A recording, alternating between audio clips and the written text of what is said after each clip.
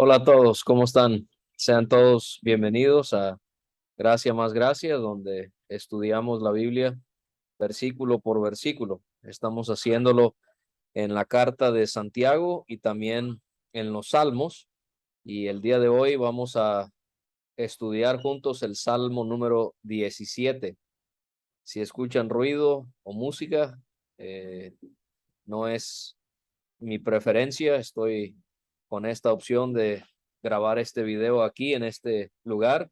No tengo otra opción, así que una disculpa, pero con la ayuda de Dios podemos estudiar juntos este precioso salmo. El título nos indica que es una oración de David y esto va a ser el enfoque de este salmo. David va a hablar mucho acerca de la oración y esto lo vamos a ir viendo al considerar este pasaje. David, él comienza el salmo diciéndole a Dios: oye, oh Jehová. Y vemos cómo el salmista anhela profundamente que Dios escuche sus oraciones. Él, por ejemplo, dice también aquí en el versículo 1: está atento a mi clamor, escucha mi oración. En el versículo 6, él pide: escucha mi palabra. Así que vemos este ejemplo tan maravilloso de David, de un hombre entregado a la oración, y él era alguien que estaba a la expectativa de que Dios le escuchara. Y vamos a ver aquí en este Salmo 17 que David hace distintas peticiones o clamores a Dios. Con mucho respeto y mucha reverencia, hay distintos imperativos que David hace a Dios en este salmo. Por ejemplo, en el versículo 1 le pide: oye, está atento, escucha. En el versículo 2 también podemos ver distintas cosas que él le pide a Dios que haga por él. En el versículo 5 le pide: sustenta mis pasos. En el versículo 6, inclina, escucha. Versículo 7, muestra. Versículo 8, guárdame, escóndeme. Versículo 13, levántate, sal a su encuentro, póstrales y libra. Y esto es tan maravilloso, hermanos y hermanas, que nosotros también podemos tener esta misma confianza con Dios, podemos expresarle nuestro corazón y podemos traer ante Él todas nuestras necesidades de una manera específica. Y él entonces pide que Jehová escuche u oiga una causa justa, porque él va a presentar su integridad, su pureza, su santidad, y él también va a presentar el pecado de sus enemigos. Y entonces David considera que la causa justa es que Dios lo escuche y lo libre y lo salve de estas personas. Y entonces el salmista, a lo largo de este salmo, le recuerda a Dios una y otra vez acerca de su pureza. Y entonces vemos cómo él entendía que esto era indispensable para tener libre acceso a la presencia de Dios. Es muy importante que nosotros entendamos que para poder tener libre acceso a la presencia de Dios es indispensable la pureza, la santidad. El pecado es un obstáculo en nuestras vidas para que Dios conteste y escuche nuestras oraciones. Él va a hablar entonces acerca de su integridad en el versículo 1, sus labios sin engaño. En el versículo 2, él habla de la rectitud que había en él. En el versículo 3, él se atreve a decir que no había nada inicuo que Dios podía hallar en él en ese momento de su vida. En el versículo 3, él había hecho la resolución de que su boca no hiciera transgresión. En el versículo 4, él dice que se había guardado de la senda de los violentos. Y del versículo 9 hasta el versículo 14, él habla de los malos como perteneciendo a otro grupo de personas ajeno al suyo. Él no vive ese tipo de vida.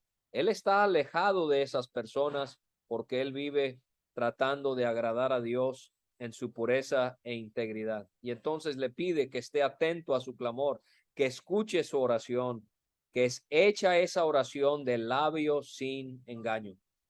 Y le hace ver a Dios en el versículo 2 que de su presencia proceda mi vindicación. Esta palabra vindicación significa sentencia o justicia. A David no le interesaba lo que el hombre decía de él. A David tampoco le interesaba defenderse a sí mismo ante sus enemigos. ¿Qué era lo que quería David? Es lo que nosotros tenemos que hacer. David quería que fuese Dios el que lo vindicara, que fuese Dios el que lo juzgara.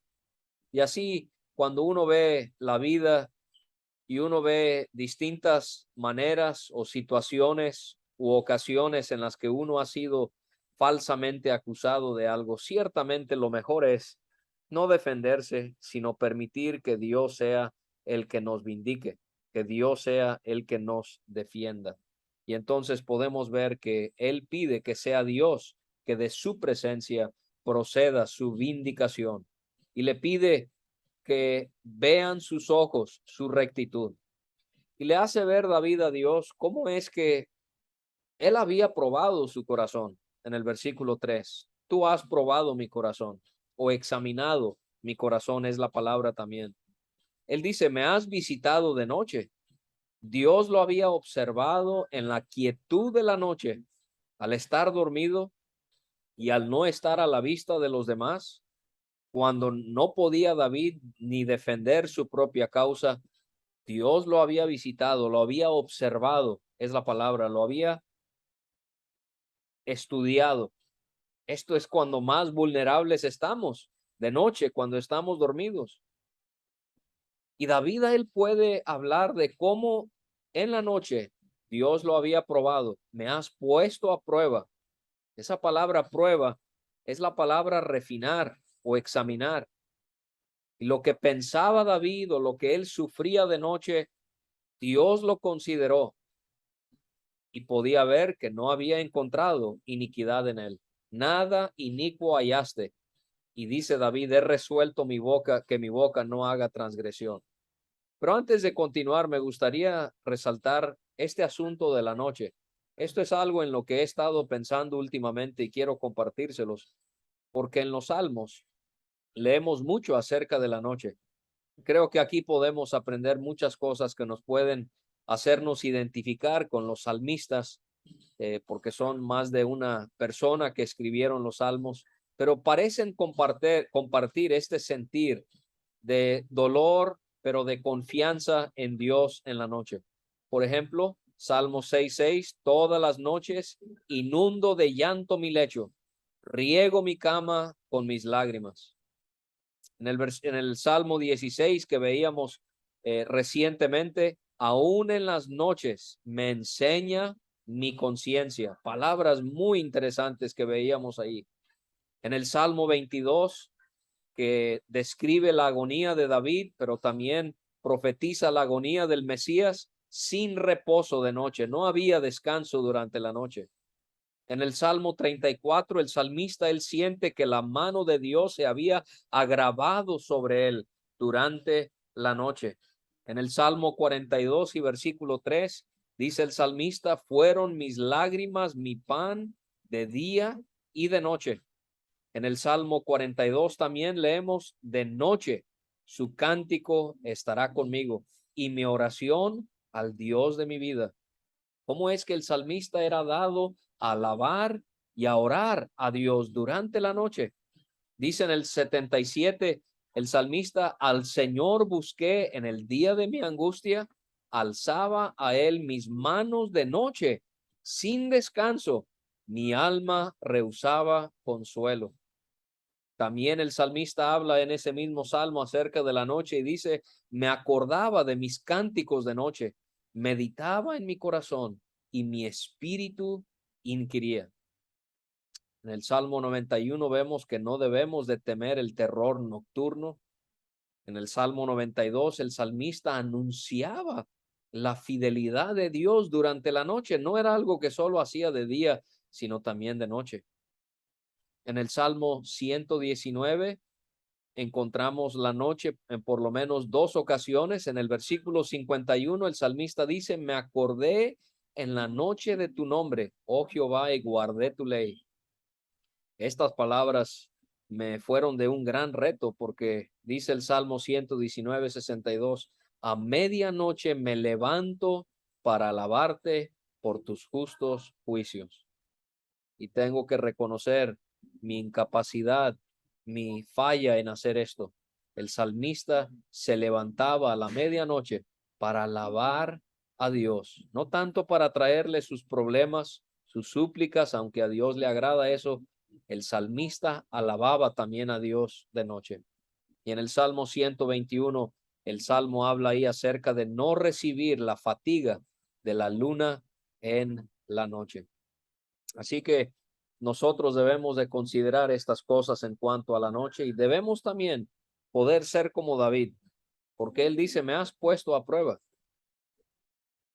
No ve, el cristiano espiritual, él desea exponerse al juicio de Dios. A mí se me enseñó que debemos de tener mucho cuidado con lo que oramos. Por ejemplo, no debemos pedirle a Dios ser pacientes porque si no vamos a terminar en el hospital y Dios nos va a enseñar a través de la enfermedad a ser pacientes. Bueno, no estoy de acuerdo con eso. Creo que tenemos que tener cuidado. Creo que tenemos que evitar el orgullo en esto como en todo, pero creo que con mucha humildad debemos de estar dispuestos a orarle a Dios y decirle, Dios, haz lo que tengas que hacer para quebrantarme y transformarme. Permito todos los días que Dios me examine y que Él me muestre las carencias, las faltas que hay en mí, y estoy dispuesto a corregirlo, a modificarlo. No tiene que ser fornicación ni adulterio. Puede ser sentimientos de envidia. Puede ser la mentira. Puede ser mi carácter, mi enojo, mi falta de paciencia. Puede ser un sinfín de cosas. Mi indiferencia a la cruz de Cristo. Pedirle al Señor, Señor, ayúdame a poder jamás acostumbrarme a leer o a oír acerca de los dolores de tu Hijo. Tenemos que permitir que Dios examine nuestro corazón y que podamos ser como David, que Dios no halló nada inicuo en él. No es que David era un hombre perfecto, no vamos a exagerar y David no está exagerando tampoco, pero usted entiende lo que David está diciendo. Él está haciendo el esfuerzo de vivir una vida de santidad delante de Dios. Y he resuelto, fíjese esta resolución que hace David, he resuelto que mi boca no haga transgresión. ¿No sería esta una buena resolución para nosotros? Que nuestra boca no haga transgresión, que no cometa pecado nuestra boca. Por ejemplo, palabras altisonantes, chistes o comentarios colorados o de tono inmoral, hablando de temas sexuales que no debemos, la mentira, la exageración, la crítica, el chisme, la calumnia, tomar el nombre de Dios en vano, la adulación, cuando le hablamos muy bonito a los demás solo porque queremos algo de ellos. Todas estas cosas no debemos de hablarlas. Y vemos aquí en cuanto al salmista y su santidad y su pureza, cómo es que él buscaba guardar su cuerpo del pecado. En el versículo 1 él habla de sus labios, en el versículo 3 él habla de su boca, en el versículo 4 él habla de sus pies. Y entonces en el versículo 4 David escribe en cuanto a las obras humanas, o sea, en cuanto a las obras de los hombres, o sea, sus pecados. Por la palabra de tus labios yo me he guardado de las sendas de los violentos. Esta es una forma muy singular de referirse David a las palabras de Dios. Las veía como siendo muy personales, salían, fluían de sus labios hacia él. Así debemos de ver nosotros también la palabra de Dios. Es la palabra de los labios de Dios. Y a través de la palabra de los labios de Dios. ¿Qué había producido esto en la vida de David? Él dice, yo me he guardado de la senda de los violentos. Y le pide a Dios en el 5, sustenta mis pasos en tus caminos. Él no quería caminar en las sendas de los violentos, sino él quería caminar en los caminos de Dios. Él no podía solo, él no podía hacer esto por su cuenta. Él necesitaba que Dios le sustentara sus pasos. Y también necesitaba a Dios no solamente para caminar en sus caminos, sino también para que sus pies no resbalaran. Esta palabra resbalen es agitar o sacudir. ¿Se acuerdan que vimos este verbo en el Salmo 16 y versículo 8? No seré conmovido, dice David. Aquí él está pensando en ese mismo tema. Y le dice a Dios en el 6, yo te he invocado por cuanto tú me oirás, oh Dios, inclina a mí tu oído, escucha mi palabra, muestra tus maravillosas misericordias, tú que salvas a los que se refugian a tu diestra. Ese refugio tan seguro, porque la diestra es un lugar de seguridad, porque habla de esa mano derecha, de poder, de fuerza, de autoridad, y ahí es donde nos podemos refugiar. ¿De quién nos refugiamos? De los que se levantan contra nosotros, dice el salmista. Y David siente una intimidad, una cercanía con Dios a tal grado que le dice en el versículo 8 las preciosas palabras, guárdame como a la niña de tus ojos, o guárdame como a la pupila de tus ojos. Un ojo, piensa en su pupila, es algo que valoramos mucho y que buscamos proteger a toda costa. No vamos a permitir que nadie ni nada dañe nuestra vista.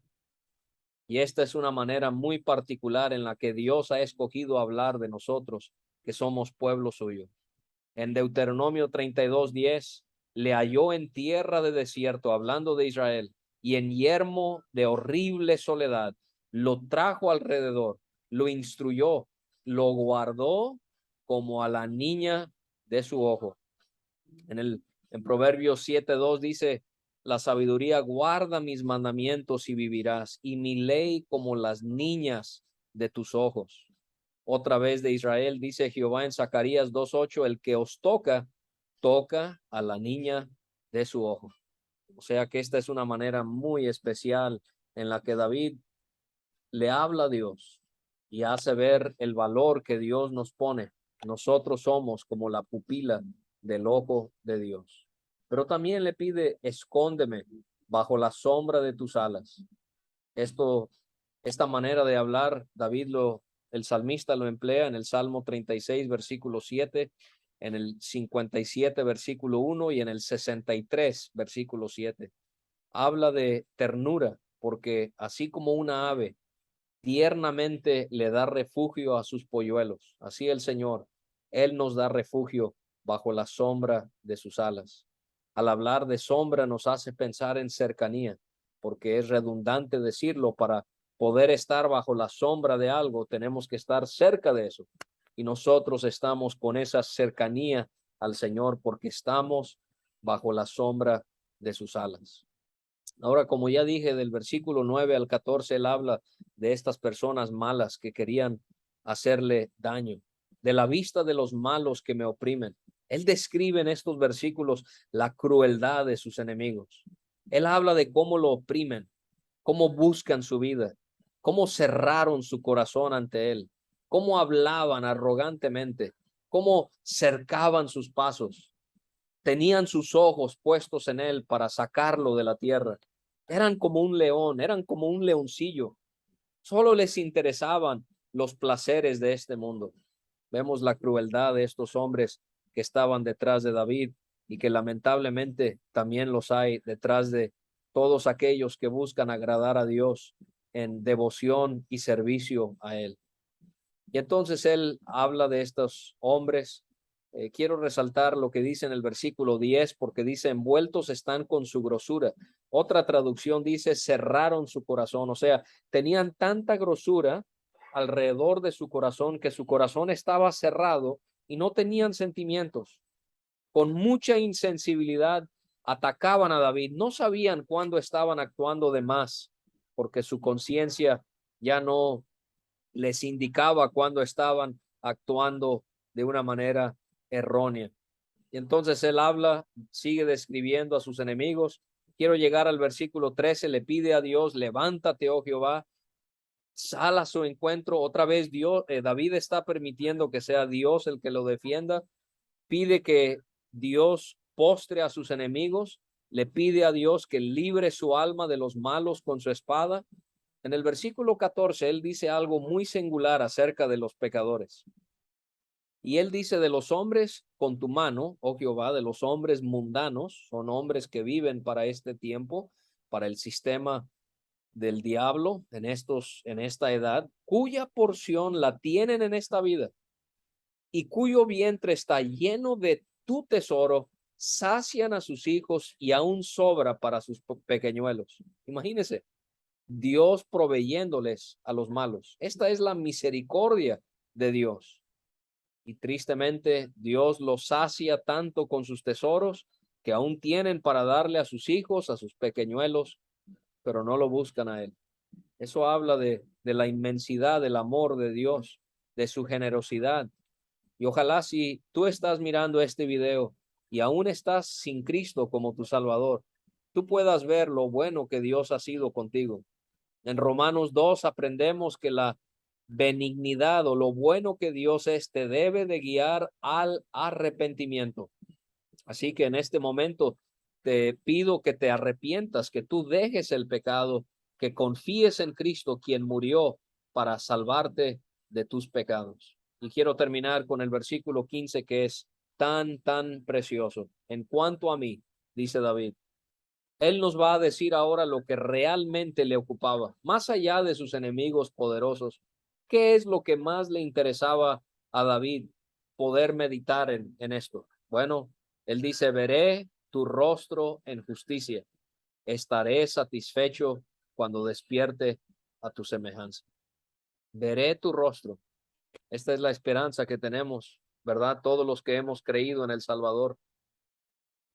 Esto pudiera ser una indicación de ver a Dios. Algunos enseñan que nunca vamos a ver a Dios. Aquí dice el salmista, esta era su esperanza, ver a Dios. Sabemos que vamos a ver a Cristo. Dice Apocalipsis 22:4, verán su rostro. Esta va a ser la máxima experiencia de llegar al cielo, poder ver el rostro del que murió por nosotros. Pero es en justicia. Vamos a ver a Dios en justicia.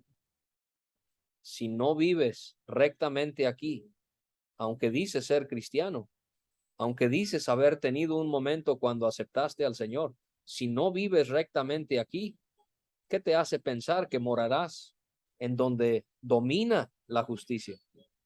Esto no sirve, no funciona, mejor dicho, así. La persona que verdaderamente va a la justicia de Dios en el cielo es porque vive justamente rectamente aquí en esta tierra. Allá no habrán las injusticias que vivimos acá, como lo experimentaba David con sus enemigos. Vamos a ver a Dios en justicia. ¿Y qué dice David que va a suceder cuando veamos a Dios? Estaremos satisfechos. Estaré satisfecho cuando despierte a tu semejanza. Satisfecho. Toda duda aclarada. Todo vacío será llenado. Toda preocupación será removida. Toda ansiedad será calmada cuando veamos al Señor en toda su gloria. Tengo una tía que su esposo, mi tío, se murió repentinamente. Un hombre sano, fuerte, piadoso, y murió sin previo aviso. Literalmente cayó muerto. Y yo, no mucho tiempo después, me fui a vivir, a estudiar al país donde vive mi tía, y también tuve la oportunidad y el privilegio de vivir con ella, con mis primos. Y un día ella me recogió en el colegio y ella estaba llorando. Y yo le pregunté qué pasaba y ella me dijo que había leído un versículo en Juan 16, versículo 23. Y ella dijo, David, he aprendido que hay cosas que Dios nunca nos va a explicar. Porque dice ahí el Señor, en aquel día no me preguntarán nada. Yo sé que a veces nos gusta pensar que el Señor nos va a explicar todas nuestras pruebas y nos va a dar el significado y nos va a decir por qué esto y por qué aquello, pero creo que no, hermanos. Creo que cuando veamos a Dios en toda su gloria, todo va a quedar aclarado. ¿Por qué? Porque cuando le veamos, vamos a quedar satisfechos. Nada importará. Todo lo que pasó en esa vida allá en esa tierra, ¿qué habrá importado cuando estemos en la gloria viendo a nuestro amado Señor? No habrá nada que pueda igualarse a ello. Y todas nuestras dudas, ansiedades, preocupaciones, nuestras tristezas, todas serán quitadas, porque cuando veamos al Señor en justicia, estaremos satisfechos cuando despierte a tu semejanza. Semejanza, esta es la palabra imagen o representación. ¿Se acuerda que Dios nos hizo a su imagen? El pecado arruinó ese deseo que Dios quería que el hombre pudiese representar dignamente su imagen. Pero al ser transformados, al ser llevados vivos o al morir e ir a la presencia del Señor y en la venida de Cristo seamos transformados, Él nos va a modificar completamente y para siempre seremos lo que Dios siempre quiso ver en nosotros. Vamos a despertar. Tenemos esta esperanza de despertar y ver al Señor. Vamos a ser transformados para ser semejantes a nuestro Señor Jesucristo eternamente y para siempre. Yo te agradezco mucho que me hayas acompañado en este pequeño y sencillo estudio de la palabra de Dios. Espero que le sea de ayuda, de ánimo, de bendición y que sobre todo sea para la gloria de nuestro Dios.